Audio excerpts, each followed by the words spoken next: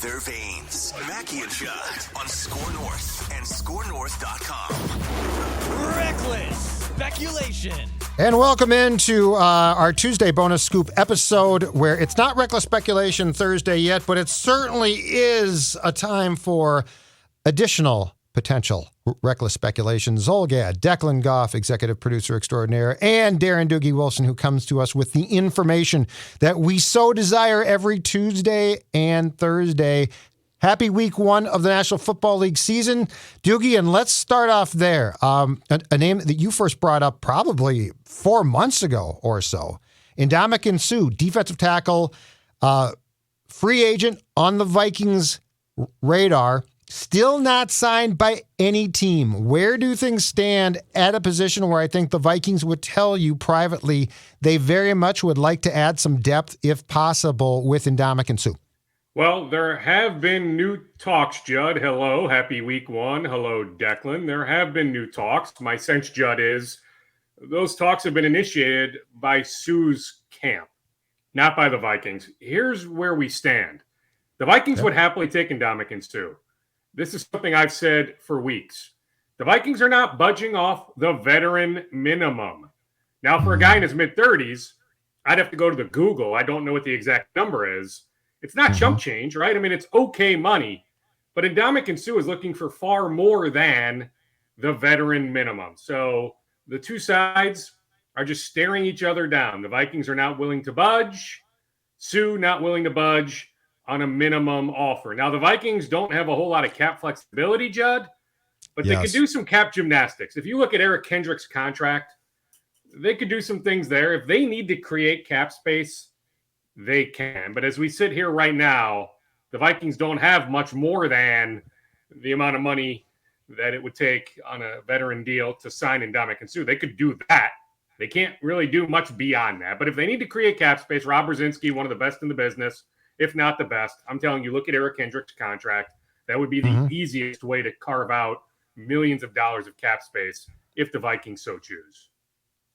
Dukes, do we have a ballpark about how many teams are potentially interested or in on Suh at this point? And is he intent on playing, do we think? Or if his price is not met by a team, will he probably retire? What do you think? My sense is he wants to play. Now, at the minimum, I guess I'll be surprised if we chat next Tuesday after week one when contracts guaranteed, not guaranteed, that whole theme when we may see some veterans sign after week one so teams don't have to guarantee those salaries. I guess I will be surprised if he ultimately ends up signing for the minimum. Now, do I think he's getting the $7 or $8 million he so desires? No, I can't foresee a scenario, Judd, where somebody is paying him that sort of money. The Raiders have had interest. I can't speak right now to the Raiders' interest. The Browns' interest was always overstated, so I don't necessarily see that happening unless something has changed in the last week. But the Vikings have been at least answering the phone going back months. And after the Armon Watts move, you mentioned it, looking for a little bit more depth on the defensive line. Like, to me, a marriage eventually makes some sense, but it's just not close to happening right this second. Interesting stuff. So you were out there for practice, and Eureka, locker room access is back on Monday. Talk to me about the feeling that you get as the Vikings were off today, but will begin preparations in earnest for the Packers on Wednesday. Talk to me about the feeling that you got as this team gets set to embark on its first regular season game under Kevin O'Connell. They remain loosey-goosey. It's week one. It's kumbaya, Judd. Everyone gets along. Heck, I even think they were okay with us being in the locker room. For the first time, I was trying to remember. I believe the last time I was in that locker room in Egan was the day or 2 days after the 49ers playoff loss. Yes. That would have been pre-COVID. So that would have been January of 2020. It had been that long since I had been in that locker room. So that was cool. That was different. There were a lot of guys in that locker room. I'm not used to that. Normally, really? If I walk out of there having talked to 2 or 3 guys, I feel pretty good. I walked out of there yesterday, Judd, after talking with 9 guys. Our other cameraman ended up getting KJ Osborne, Zadarius Smith. When we got back to Channel 5, we had interviews with 11 different players. I think that is a record. Do I think it'll be like that if they end up losing on Sunday come next week? Not necessarily. If they start 0-2, will it be like that on Wednesday the 21st? I would be shocked. But yesterday, it was fantastic. So, yeah, they are certainly feeling good. Zadarius was very happy to talk with us. Shandon Sullivan, the other former Packer in that locker room, very happy to talk with us. Jalen Reagor had a nice conversation with the new Vikings punt returner. Yeah, and he Good said, stuff. yeah, he had some dialogue with Matt Daniels, the special teams coach. He's been told, you are punt returner 1. Now watching practice, so we're allowed to observe practice through individual drills, but they do special teams work before those individual drills. So watching the punt return work, it was KJ Osborne, who has returned punts before, and Reagor, but I fully expect Reagor to be punt returner 1 Sunday at 3:25.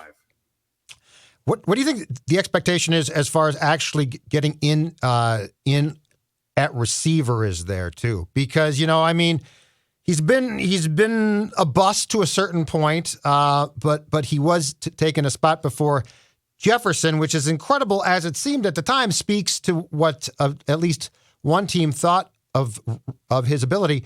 What do you think Reagor's potential contribution, and it might not be in week 1 because he's still relatively new, but what might his contribution be as time passes?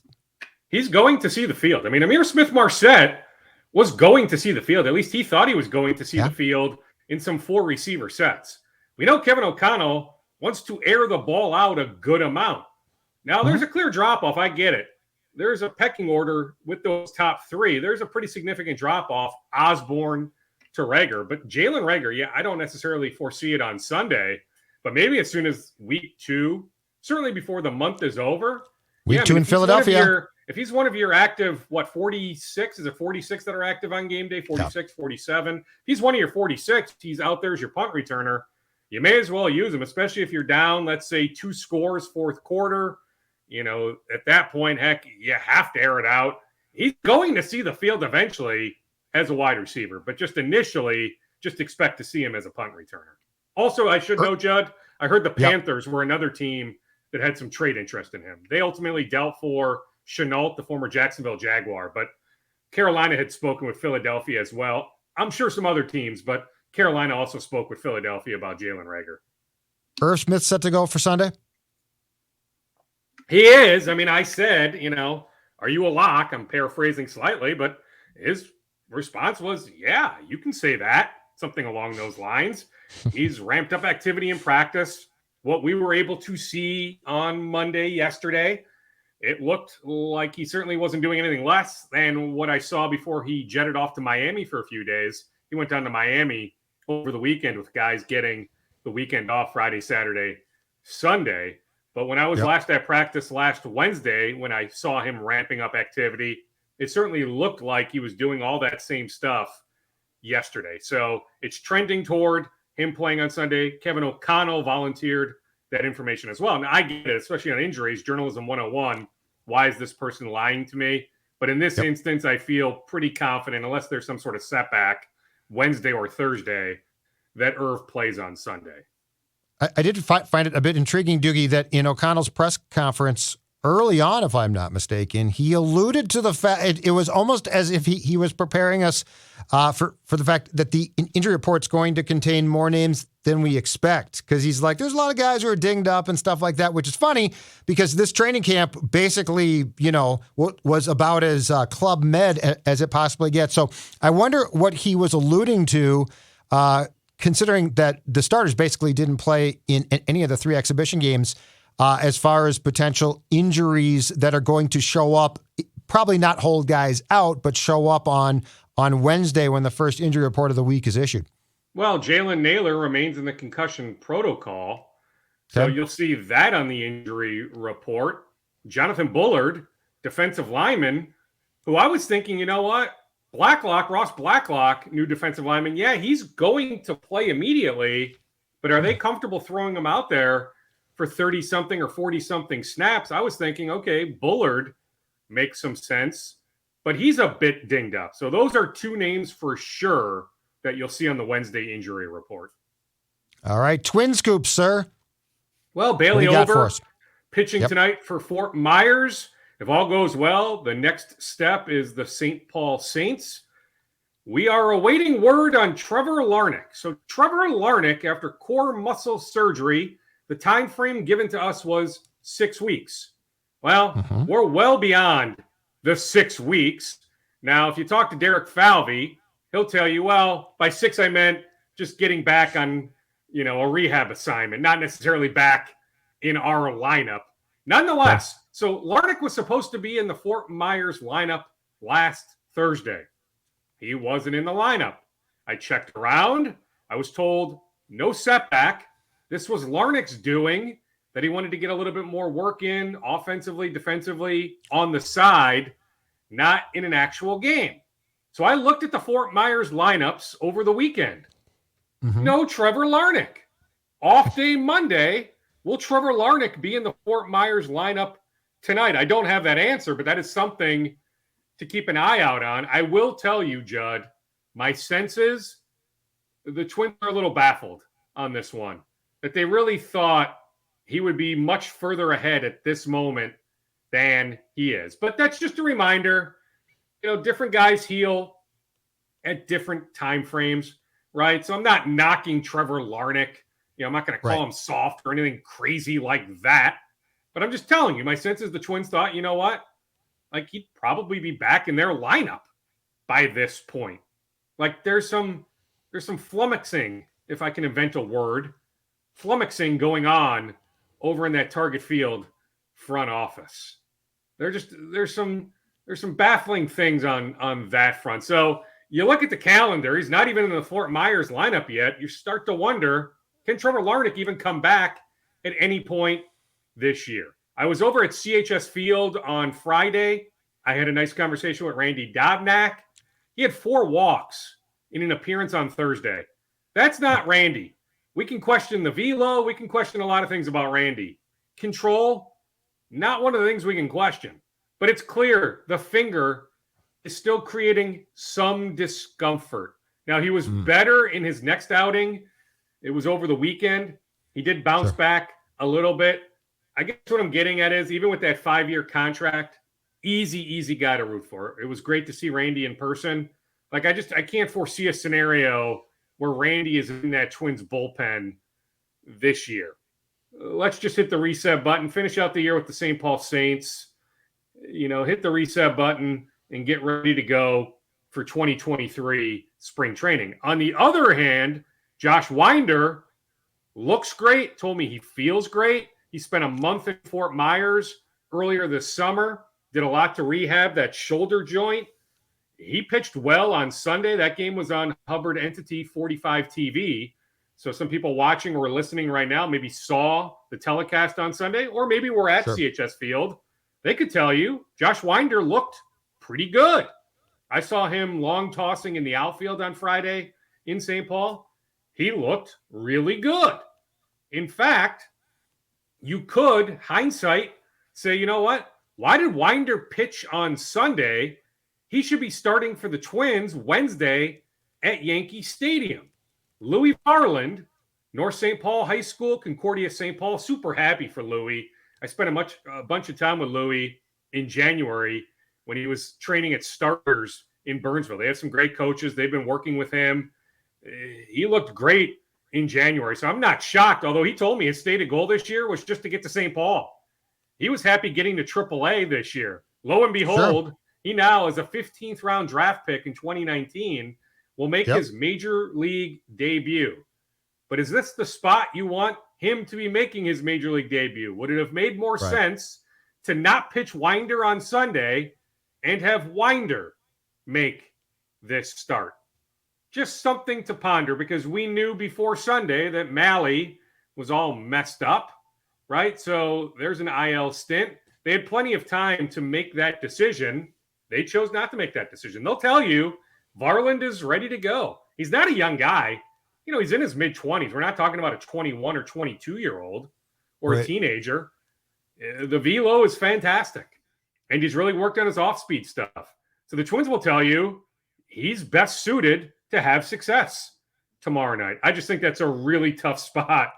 Even with the Yankees issues, second worst record in the league, going back the last 6 weeks, all the injuries they have, to me, that's a really tough spot for a guy to be making his major league debut at Yankee Stadium. Okay, so Winder and Ober, when they're prepared to come back here, are they starters or bullpen guys? Bullpen. Neither. What's neither their is role? A starter. Yeah, neither is a starter. I'm just saying what you could have done is you could have used Winder for 4 innings. I mean, he threw 4 innings on Sunday. He could have given you 4 innings. But they're bullpen options. Tomorrow. Bullpen options, yeah. And in the big leagues. Okay. To me, the easy moves are you DFA Pagan, you DFA Aaron Sanchez. It's really not that hard, because you need a 40-man spot, in fact, for Varland tomorrow. So that, to me, is the easy DFA Pagan, but they may choose to DFA Sanchez. But it's not that hard to create the 40-man spot than the 28-man spot.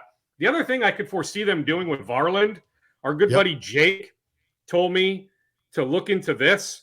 It makes a lot of sense. Let me see if I can run this idea by you. It was more speculation. Maybe this fits better on Thursday. Reckless speculation. But this is pretty good. So the Twins call up Varland, immediately option him after the game tomorrow night, call him back up as the 29th man for the doubleheader in Cleveland next week. There's a doubleheader in Cleveland, so the Twins can call up a 29th man. So we would call him back up for that, then return him to St. Paul after that start. Then you can call him up for good on September 23rd. Just thinking through that, it makes a lot of sense. Like after he pitches tomorrow, you don't need him for a bit. So you could immediately option him after his start tomorrow. But nonetheless, pretty cool that a 15th round pick, a local kid, is about to make his major league debut. On Malley, how much heat does this team deserve now for acquiring, since the deadline 2019 and Sam Dyson, a third pitcher who had a medical problem, I am loath to dump on doctors and medical staff because it's dangerous. It's a slippery slope to go down. And I know that the poll ads don't like to ask a lot of questions, but Darren, I would think that we're to a point here where this is concerning. Like, this is the third time that you have acquired a pitcher. And in this case, there was no, if he's hurt, he's hurt. The Malley one's really bad. How much do you think that this franchise as a whole, from the very top, needs to begin asking questions about what the process is here when acquiring pitchers? The first one with Dyson bothered me. The second one was perplexing. And this one to me, because he might be done for the season, I mean, we don't know, is damn near inexcusable. Well, I think we need to go case by case. I understand the concern. They did internally ask a lot of questions after the Sam Dyson trade, right? Okay. Now we can debate, did they learn their lesson? What exactly was spoken in those meetings after the Dyson trade, those organizational meetings after that season? But they did have these discussions. The Chris Paddock one is the most troubling of the three, after the New York Mets said, we are backing out. So, yeah, we sort of have this verbal agreement. We're ready to make this trade, a big trade. Nope. We are backing out because we've seen now these Chris Paddock medical records. Now, I still will tell you, like, he came back once from Tommy John. He can come back a second time. Tommy John is not a death sentence. He's under team control for multiple more years. But the fact that you gave up a reliever, now that reliever's been a roller coaster this year, Taylor Rogers, and also $6 million that could have been spent somewhere else. I get the frustration on that one. Plus, Emilio Pagan and this insistence to keep trotting out Emilio Pagan, even though we know they're not tendering him after the year. Some people have said they might be able to trade him, that they would tender him so they could trade him. What? No. Like, who's taking on Emilio Pagan at $3.5 to $4 million in the winter? To me, it's much easier just to DFA him here before the month is over, whether that's for Ober, Winder, whatever it might be, whoever you need to activate. Varland tomorrow, if Larnick somehow is ready, Ryan Jeffers eventually. By the way, Buxton, I forgot to mention Byron Buxton. There is hope in the next 4 to 8 days. I wish I could give you a more firm timetable, but that he should be back in the lineup in the next 4 to 8 days. Somebody close to Jorge Polanco told me there is hope after this 10-day stint that he'll be okay. Not 100%, but Buxton and Polanco and Jeffers should be back certainly in the near future. Not in that order. Jeffers probably last of the three, but all three should be back this month. On Mahle, here's where I'm concerned. Somebody close to Mahle kept me in the loop pretty good, right? I trotted his name out pre-trade deadline. I remember saying if there was a name to watch more than any other, starting pitching-wise, for the Twins to trade for, it was Tyler Mahle. Okay, well, the Twins end up making the deal for Tyler Mahle. I fully realize most trades talked about never happened, but on this one, okay, the information hit. The information was legit anyway, that the Twins were having dialogue with the Reds, but, that talk turned into action. Okay, well, this person, Judd, reading between the lines somewhat, but this person is not getting back to me. I've texted this person multiple times in the last 5 days seeking updates on Mahle. Crickets. That leads me to think, it's just not good. It's not. Now, I was there the day he threw on the mound, in the bullpen, threw all those pitches. The velo was fine. The Twins had multiple eyeballs on him. He looked fine. That was Monday, right? That was, I guess, 8 days ago.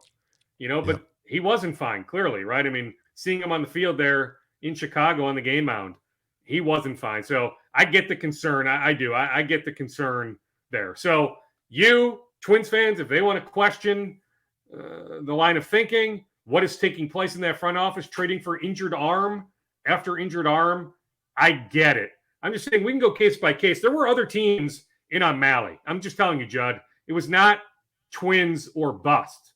Going back to the Dyson acquisition, there were a couple other teams that made offers to the Giants.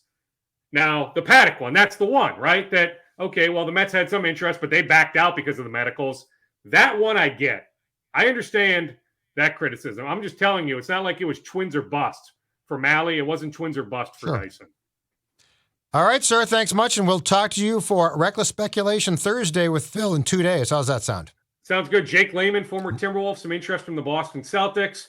Chris Finch, I mentioned last week. I can't remember TV or on here, but he did connect with Rudy Gobert at Eurobasket over in Germany. Tim Connolly, Wolves' boss, may get overseas to watch Gobert in France if they advance a little bit here, if they get to the quarterfinals or semifinals. So things ramping up for the Wolves. Training camp before the month is over, certainly media day, then at least the first day of training camp. Then 2 weeks from tomorrow, the Minnesota Wild start training camp. So it is that time of the year. Fun times. Love it. Love it. Talk to you, Darren. Okay, see you, Judd. Bye, Declan. Bye-bye. Bye.